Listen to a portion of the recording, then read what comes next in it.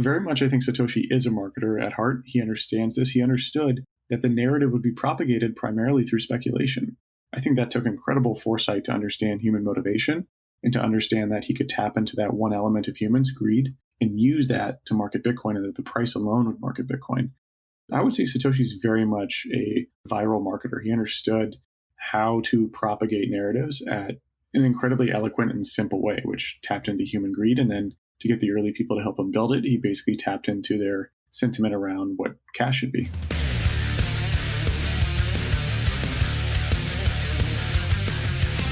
Welcome back to The Breakdown's Free Ideas Festival, a 4th of July exploration of ideas with the potential to shape the future of the economy.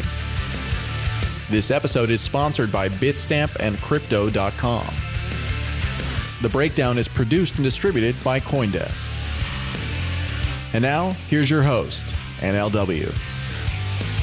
Welcome back to The Breakdown. It is Wednesday, July 1st, and this is day 2 of the Free Ideas Festival. To many, Bitcoin is inevitable. But then again, many who have been around for a long time, who have seen how many different forces have tried to compromise or kill it, have a slightly different take.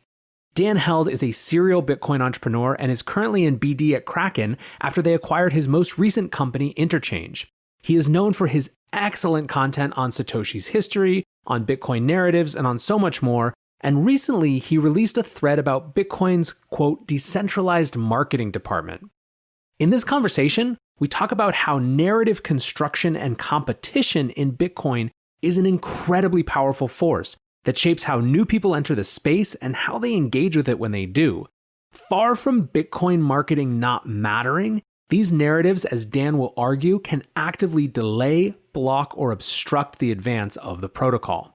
I guarantee you that after listening to this, you will think about Bitcoin marketing in a new way. All right, I am here with the man, the myth, the legend himself, Dan Held. Dan, what's going on? Hey, thanks for having me. Doing pretty well. How about yourself? I am doing great. Excited for the 4th of July coming up. Excited to talk about some big ideas. And so I'm doing this thing basically that I'm calling the Free Ideas Festival, which is around July 4th. And it's about ideas that I think have some capacity to really shift economics or shift systems that we live in. And you had this thread recently that was all about Bitcoin marketing and the decentralization thereof. And I think it's a really interesting jumping off point, something that we don't necessarily talk about in the context of Bitcoin as much as maybe we should. So maybe by way of kicking us off, what's the TLDR of this idea and what was the goal of the thread for you? Yeah, so I'll start with the goal of the thread before I go into the TLDR. But the goal of the thread was I felt like there was this mismatch in Bitcoin of expectations over what marketers do. I think they kind of get a bad rep with the Bitcoin community as sleazy salesman types, when I don't think marketing is that at all. I think marketing serves a very important function. And so my thread was an attempt to to kind of clarify what marketing did, what functions marketing does, how it works, and why it's relevant to Bitcoin. And the TLDR is that Bitcoin has a decentralized marketing team. There is no Bitcoin, HQ marketing team. There's no Bitcoin Foundation marketing team. Bitcoin is composed of all of us. Every single Bitcoiner out there talks about Bitcoin, tells people about Bitcoin, markets Bitcoin through content that they create. And so each one of us are part of that marketing team. And so it was a thread to cover that and to dive in deeper as to the functions of marketing. Awesome. Well, so I think that two of the things that were worth level setting and tweets that I'm going to pull out specifically, I think that the stakes of the conversation are really important too. And you articulate this, and there are two stakes. The first is that there's missed opportunity. So you argued, some Bitcoiners argue that Bitcoin will dominate because it is the hardest money ever known. It forces people to understand it better and educate themselves. And you said, bullshit. Most came in for speculation, and the ones who got or stayed here saw content. You don't automatically get it. So that's one key piece P2P part of the stakes is this missed opportunity. The second is where it can cause actual harm. So you said bad marketing can hurt Bitcoin. The P2P cash narrative led to a civil war, billions of misallocated capital, hundreds of dead companies with disenfranchised employees and builders, and created conflicting and damaging expectation that eroded Bitcoin's growth trajectory. So let's talk about those stakes, I guess, or just what inspired you to write about this. Yeah, so I've been through 3 Bitcoin cycles. So I was there early 13, late 13, and 2017. So I've seen a wide, Bitcoin evolved from, this was before CoinDesk existed. The industry was a dozen people in San Francisco. Like, it was tiny. Early 13, there was barely anyone into Bitcoin. And so I've seen Bitcoin evolve from, like, not even just hobbyist, I would say smaller than that, like a really, really small group of people, evolve from that to this big mainstream sort of thing over the course of 8 years. And when you see something evolve like that, a lot of the, I think, early people that were participants have these cultural values, these beliefs, and they're a little bit afraid of how the change occurs. They're a little bit afraid that, oh, this won't be like it was when there's only 12 of us, or this won't be like it was when there's 1,000 of us. And so there's this hesitancy to embrace this professionalism in the space, because they perceive the professionals as, more corporate, or more, they're not there for the right reasons. I think you can do both. I think, like, there are professionals who also respect Bitcoin for what it does and what it provides. After all, Bitcoin has a value prop of being immutable and hard to seize, with an amazing monetary policy. So, they're marketing those core value props of Bitcoin. They're not necessarily, like, perverting any early narratives or early cultural values. So I think there's a little bit of a disconnect there, where a lot of these earlier types just feel that these newcomers don't respect every single cultural element. And because of that, it is not as pure as the original sort of community. So I think that's part of it. When we look at waves of adoption in Bitcoin, like I said before, I've been through 3. The tops of the market are defined by the speculative nature of how people are attracted to the rising price. And Satoshi actually hypothesized this, and before Bitcoin had any value. Satoshi hypothesized, as the price goes up, people become more aware of it, and in turn buy in expectation of that value increasing. Essentially, he's describing FOMO. And so as the price continues to rise, more people buy into it, and the visibility of the price becomes higher and higher as more people write about it and talk about it. And so the peaks are set by speculative enthusiasm. So the peaks of adoption in these cycles are set by speculative enthusiasm, but the floors are set by hodlers. So hodlers are the ones who truly believe. They're the ones who go, okay, I might have bought Bitcoin because my buddy told me about it and I wanted to make a quick buck, but I read the Bitcoin standard and now I totally get it. People don't automatically understand Bitcoin. It requires you to challenge your assumptions over government and money and everything else in this world. And money is a core foundational part of that. And so to challenge that, most people don't want to wake up. They don't want to pull open their phone, flip through Instagram, and then challenge every assumption that they have about their government. Like, that's just not an enjoyable activity.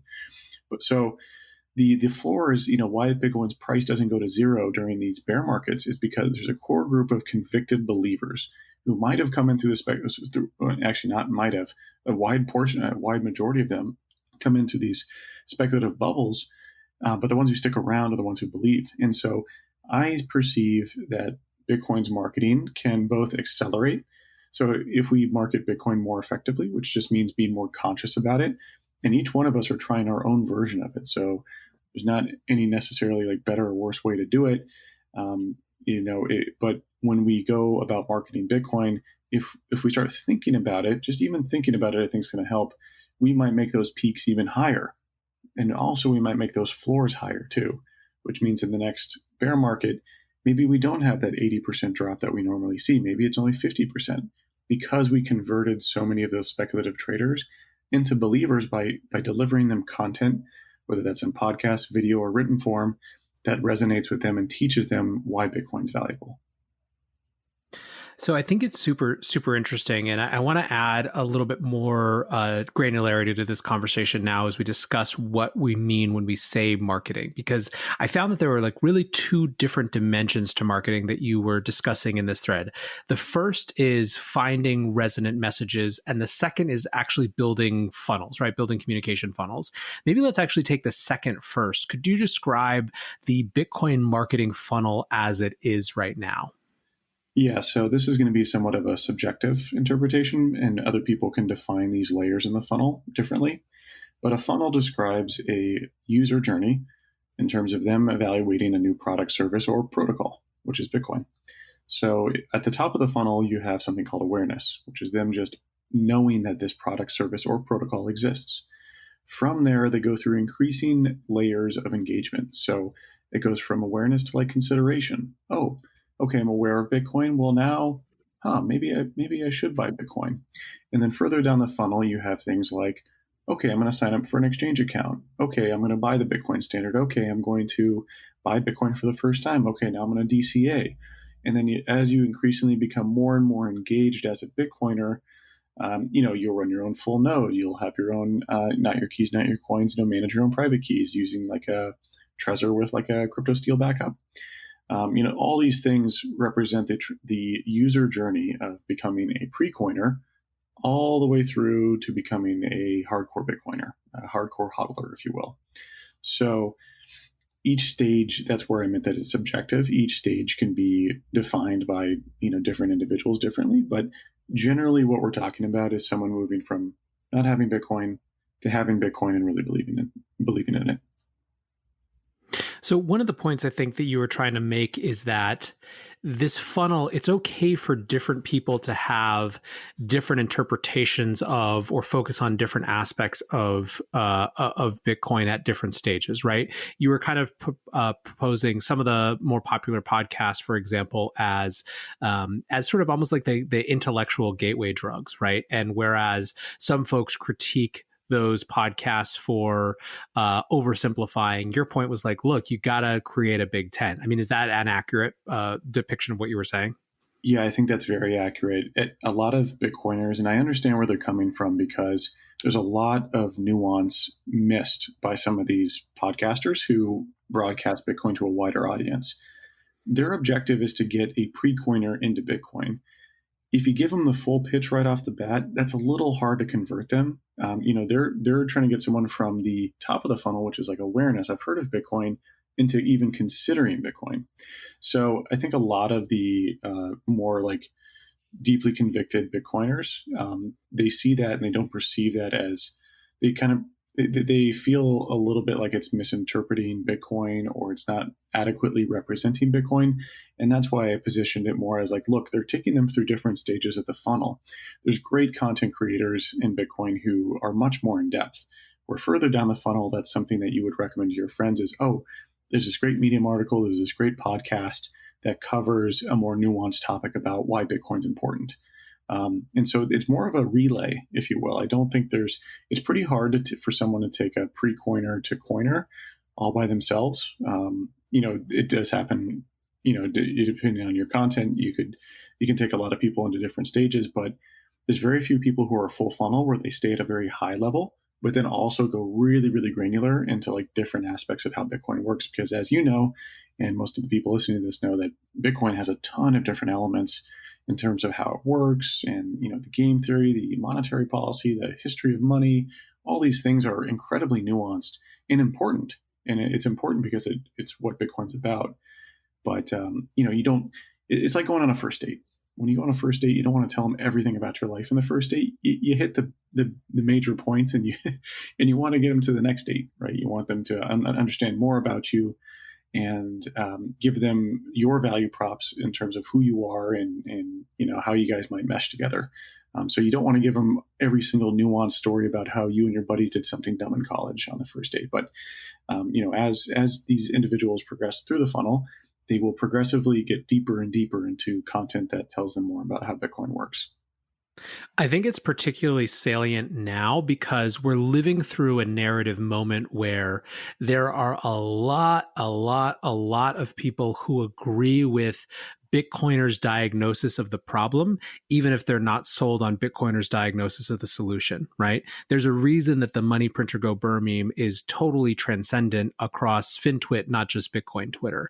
And I think that kind of extending the point that you're making is if you force everyone who agrees with you on assessing the problem to immediately agree on assessing the solution, you're going to lose out on a lot of folks. I think that's a really great point that you brought up. When we market Bitcoin, we are selling someone a solution.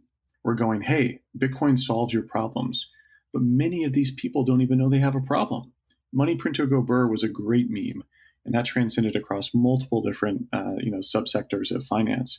The crypto community, macro folks, even mainstream. Like you've got Wall Street Bets, a subreddit dedicated to more day trader types. But with Bitcoin, we forget that we need to define the problem before we sell a solution.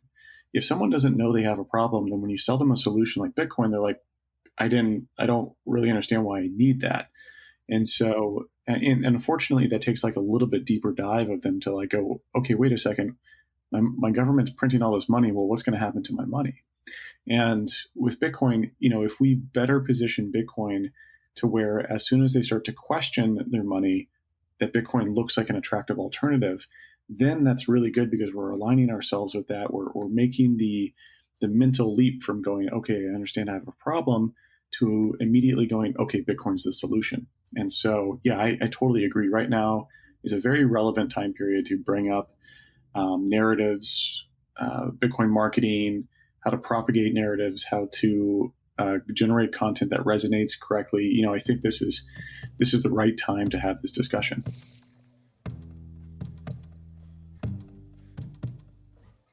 Bitstamp is the original global cryptocurrency exchange. Since 2011, Bitstamp has been the preferred exchange for serious traders and investors. Trusted by over 4 million customers, including top financial institutions. Bitstamp is built on professional-grade trading technology. Their platform is powered by a NASDAQ matching engine, and their APIs are recognized as the best in the industry. Download the Bitstamp app from the App Store or Google Play, or visit bitstamp.net/pro to learn more and start trading today. That's bitstamp.net/pro. What's going on, guys? I'm excited to share that one of this month's breakdown sponsors is Crypto.com. Crypto.com offers one of the most cost-efficient ways to purchase crypto out there, as they've just waived the 3.5% credit card fee for all crypto purchases. What's more, with Crypto.com's MCO Visa card, you can get up to 10% back on things like food and grocery shopping. When you buy gift cards with the Crypto.com app, you can get up to 20% back. Download the Crypto.com app today and enjoy these offers until the end of September. So this is the second part of the thread. Was you sort of had the building funnels part and then the finding resonant messages part. You and I share a real interest in narratives and how narratives evolve and how memes sort of reinforce or are part of narratives. How have you seen the Bitcoin narrative evolve over this time? And in particular, I guess I'd love to catch up with you because we haven't talked for a while on how you've seen the narrative moment over these last few months during this period of economic turmoil. Yeah, and by the way, you were a good influence. You were a phenomenal influence on how I perceive narratives and how I think about narratives in Bitcoin. You and others. So I wanted to give you a hat tip there just to kind of call that out. In regards to how narratives have changed over time, I think, as I mentioned before, Bitcoin is largely perceived as like a very risk-on asset, an asset that is sort of very speculative in nature, where most people hear about it during the bull runs. And it's interesting to see the narrative shift a little bit. Quite a few of us throughout the years have called Bitcoin Gold 2.0. And we haven't seen that narrative really pick up steam by like the big institutions. A lot of the big institutions have been distracted with blockchain tech for the last, from like 2015 through 2018. We're very distracted by blockchain or smart contracts or stuff like that, more enterprise level, database solutions. But over the last 2 years, we've seen the Bitcoin as a Gold 2.0 narrative really pick up steam from not just in the Bitcoin community, but by these institutions.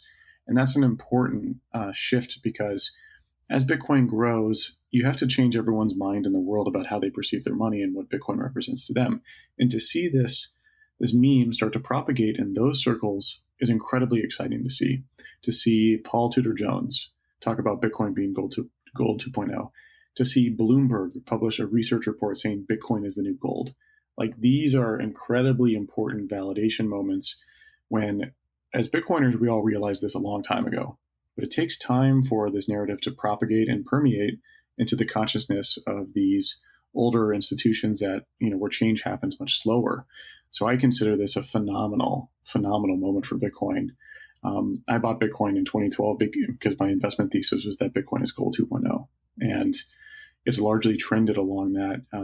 Of course, there's other narratives in the meantime. We've seen a lot of people talk about how Bitcoin's a peer-to-peer cash sort of element where it's more useful as merchant payments, and we haven't really seen that validated by the market. We don't see much activity there. And so, we have all these narratives that Bitcoin can represent. A lot of people go, well, they go, hey, it's not, I think some people push back on like, oh, marketing for Bitcoin, because they're like, look, you can use Bitcoin for anything. And I understand where they're coming from because I'm a libertarian, and I'm from Texas, and I was a libertarian before I found Bitcoin, and Bitcoin was the perfect money for me, right? And I feel that a lot of people go, how dare you prescribe a narrative for a protocol? It's code. You can't tell me how to use code. And I'm like, cool. I get it. Like, look, I'm a libertarian too. You're free to use it as you wish. But it's kind of like someone building a tank and then you going, well, I want to use it for ride sharing. And you're like, you're free to do that. You're free to do whatever you want with this open protocol, but it's just a really silly way to use it. And it's really disingenuous to propagate the narrative that it's useful to be a ride sharing vehicle when it was special purpose built as a tank. And I just, that's where, we are a decentralized marketing team and everyone is free to market Bitcoin as they wish. But I do feel like a lot of people push what their hobby is into what Bitcoin is. And, putting the product hat on, which my background, I'm in BD now, but my background's in product and marketing. Putting a product hat on, you're like, well, okay, I only have one shot, or I have very few shots to convert someone into Bitcoin. And when you give them a narrative or when you give them a pitch, if you get it wrong, then they're permanently misaligning their expectations. And that's what happened with the P2P cash narrative, the spin Bitcoin narrative, was that when we dug into that, when we, I was there when we'd cold pitch people at blockchain.info with, Nick Carey and Roger Ver at a dinner table, I've seen us try to really shoehorn that narrative in, and it just doesn't fit. It doesn't solve a problem that most people have. Yes, if you want to buy items on certain dark markets, having something immutable is a very useful tool, but that's a very small percentage of Bitcoin transactions, and it's grown increasingly smaller. So all we have to do is look at on-chain data to validate that hypothesis that, it will solve this payments issue. It really doesn't solve that problem for most people. And so I feel strongly that, if you'd like to use Bitcoin for payments because you feel that that's fun to do, then you should do that. Telling people that's its most useful thing it can do, and, showing them a really painful way to pay for coffee, you might have just permanently turned them off from Bitcoin for the next 5 years. So it's not just about big marketing. So there's no technical proper way to market Bitcoin. There are ways that are more right than less right. If you choose a very, very less right one, then you might actually damage Bitcoin. And that's where I think a lot of Bitcoiners don't think through it that way. They're like, oh, it's additive. If I market Bitcoin as gold 2.0 and a cheap PayPal, that's great because it's two value props. And I'm like, wait, well, no, it doesn't do one very well. And also, you have to lead with a pitch. You can't pitch two things at once. They're not really additive. They're actually subtractive. And it's not like Bitcoin won't be useful for payments someday. It definitely will. And it's useful for some payments now. But first, you have to have a large percentage of the population holding Bitcoin. The volatility has to drop. The user experience has to get better. All of these things take time. And I've been around for 8 years. And I'm actually really surprised how slow the UX in Bitcoin has been. Here's a great example. What the hell is an unconfirmed transaction? Like, as a normie, imagine seeing the word unconfirmed transaction. That's not that. Yes, that is technically what it is, but does that really convey to the user what state their Bitcoin transaction is in? Yes, it does, but that's a much more clinical way to think about it. We must think about the feeling that someone feels when they see the word unconfirmed. And so, to see how Bitcoin's UX has barely progressed, and this applies to every cryptocurrency in the space. I think most have a pretty poor UX. And so I don't really, when they talk about, oh, these UX problems will be solved quickly around different ways to spend Bitcoin, I'm like, I'm a little bit dubious as to how fast that might happen. Yeah, I mean, I have a few follow-ups. One is I can validate the this causes actual harm because I was in Silicon Valley at the same time as you. And while you were thinking about it as digital gold, that was not the predominant narrative. I think to your point, that's when Square was just starting and Venmo and like there was all these other payments things. And to me, when I was introduced to Bitcoin and I like heard about it early, right? I was advising a company that went through Y Combinator, the same class as Coinbase. It was introduced as another thing to pay for your cup of coffee, like with when you were pitching an investor, which is fundamentally boring. You know what I mean? Like it didn't even begin to scratch the surface of what it was. And that's not me blaming that narrative for me not getting into it, right? I could have dug deeper as you did. However, it was by far the dominant and frankly, I think very distracting narrative when I was coming into contact with it in Silicon Valley in those days. And there's a lot of reasons for that are way beyond the scope of this, but I think that it's just, it took me a couple years to get back to it after that. And that's a good validation of, I think, what you're saying. What's more, I think maybe even to just build on and maybe go after this payments narrative just a little bit more because we can. I think that the legitimate part of it that is valuable for some people, particularly outside of the US, is censorship resistant payments. But that's very different. That's not buying your coffee at Starbucks in a more convenient way. That's paying for something that someone doesn't want you to have. And not just because it's on, dark markets, right? Dark markets to us could be something very different if you have a different economic context and a lot more controls. But that's not really a payments narrative. That's a censorship resistance narrative. That's very, very different. So again, you're still distracting from what the actual point is, even when you're talking about what type of payments that could potentially provide a real significant advantage around. But I guess the third part, and maybe the one that I wanted to hang on here, is that there's something really cool about this, the idea of, Bitcoin marketing almost becomes a pure capitalist experiment in the best idea truly winning, right? It's a market for marketing.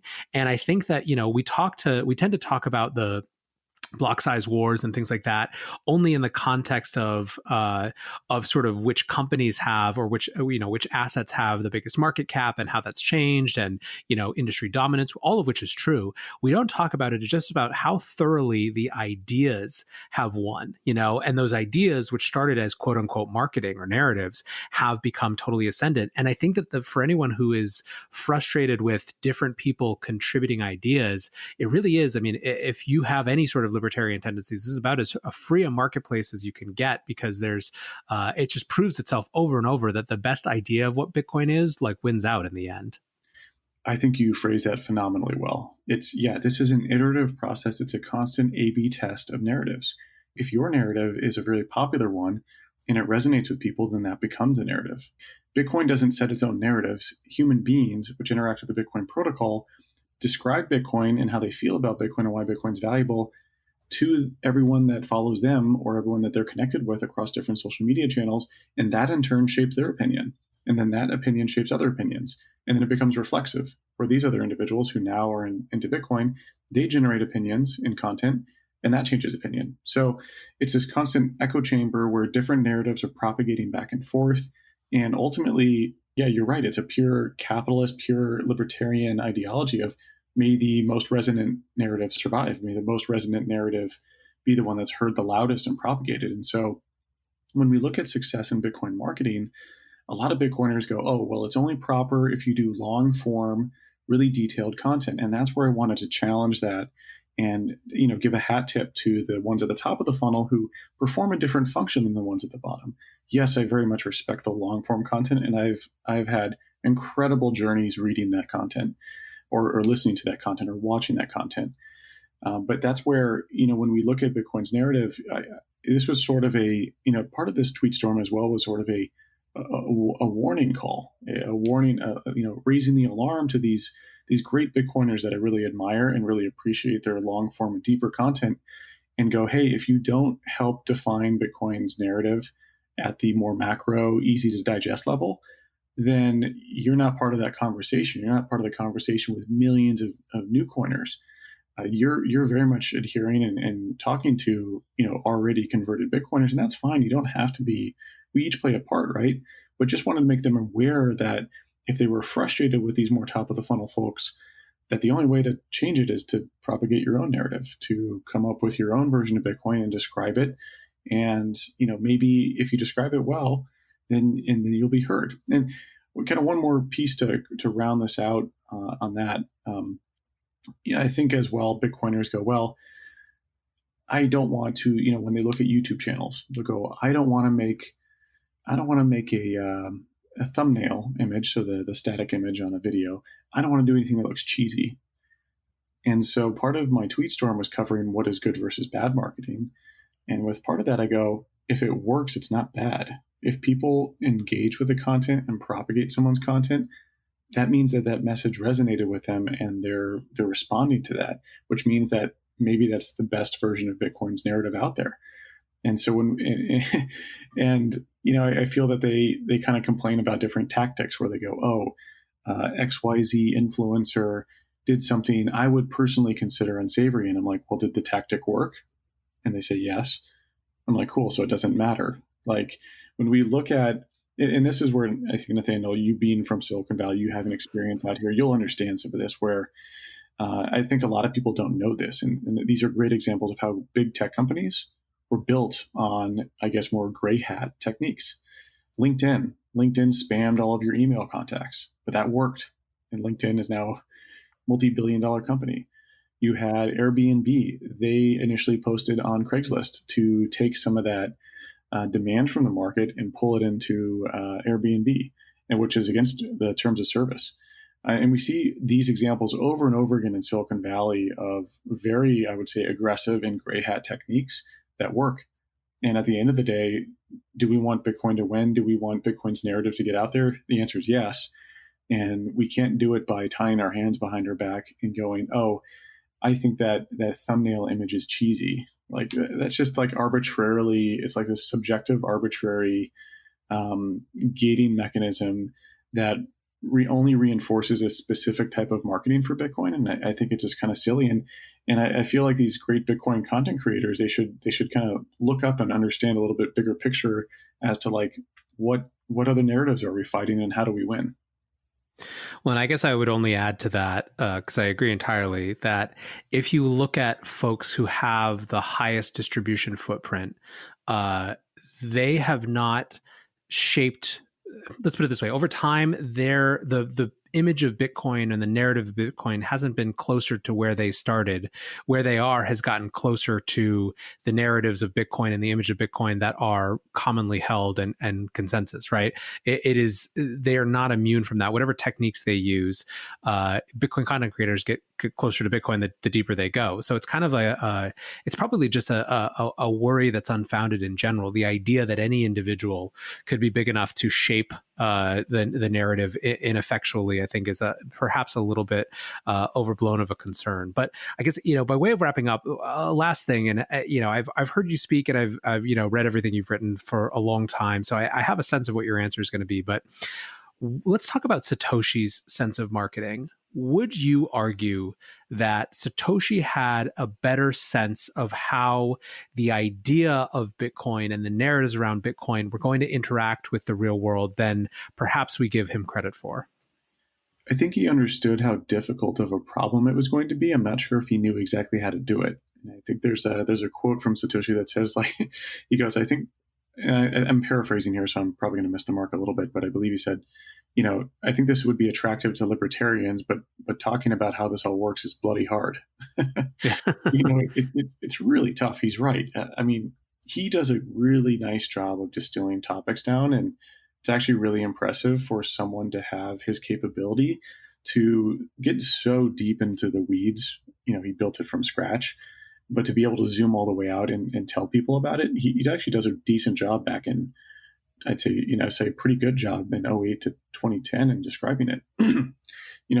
he has to, it's not an easy task, especially in the early days, because like all of my content was formulated based on other people's content, including Nathaniel's. And so there's no, when we talk about ideas and narratives, it's pretty hard for a narrative or an idea just to come out of nowhere where someone was in a cave and came out with this idea. I mean, we all build ideas on top of other ideas.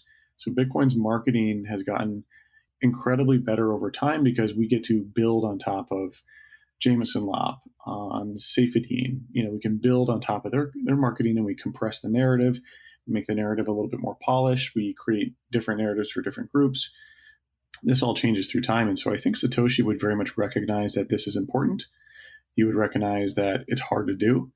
And when we look at how he acted as well, he tried to stay pretty neutral when it came to Bitcoin, which I think was a phenomenally, it's hard for a creator not to prescribe something for something that they've built, not to prescribe a narrative for something that they've built. And I think he was very, very reserved in his own opinion as to how Bitcoin could work. He basically covers all the different narratives of how Bitcoin could function. He describes it as a precious metal. He also describes it being used for micropayments. And I think that was Satoshi saying, like, look, I'm not going to push the community one way or the other. I'll let you guys figure it out. I think we very much see design decisions that show that Bitcoin, I say Satoshi, I think Satoshi very much understood its value props, that it's immutable and that it's hard to seize and it has a phenomenal monetary policy. I think he understood those extremely well. And those are like the two core value props of Bitcoin. And he kind of left the rest up to the community. And that's where, when we read the white paper is a marketing pitch. The white paper that's a piece of content marketing that Satoshi was using for the cypherpunks. The cypherpunks don't care about Austrian economics. They don't want to hear Satoshi rattle on about a hard cap and what the monetary policy will be for Bitcoin and why that's important. In fact, the monetary policy and the 21 million hard cap isn't even included in the white paper. And when you hear about the white paper, purists go, oh, well, it says this or that. We should look at all of Satoshi's writings to understand his motivations, etc.